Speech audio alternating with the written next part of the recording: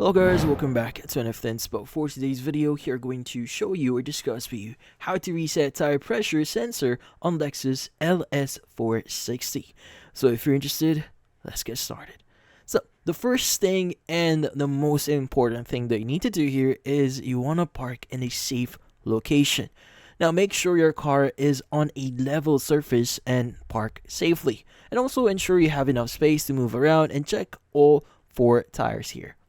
Next thing that you want to do is you want to locate the reset button.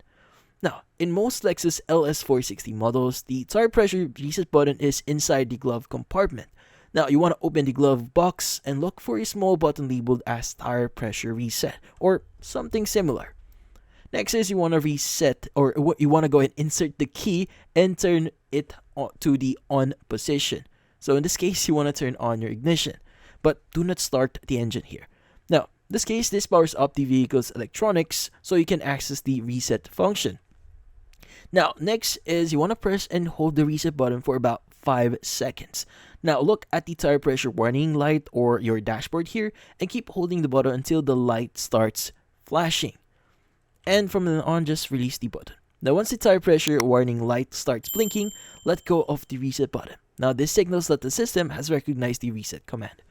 And from then on, you can go and just start driving the vehicle. So to finalize the reset here, drive your Lexus LS460 at least like 20 mph for a few minutes.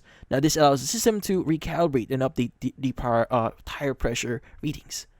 And finally, you may want to check your dashboard. So after driving a short distance, check your dashboard. If the warning light turns off, the reset was successful here. Now if the light remains on, you may need to check your tire pressure manually and repeat the process. Now, if this doesn't work or this does nothing for you, it's best to contact a technician or someone that could actually fix or look into the internal components. So most likely, you may have a faulty sensor or there's some wiring problem wires inside your car here. So it's best to consult with a professional. But in this case, that's about it. Hopefully, this video was able to help you. Like and subscribe to NFT Inspo. Thank you for watching.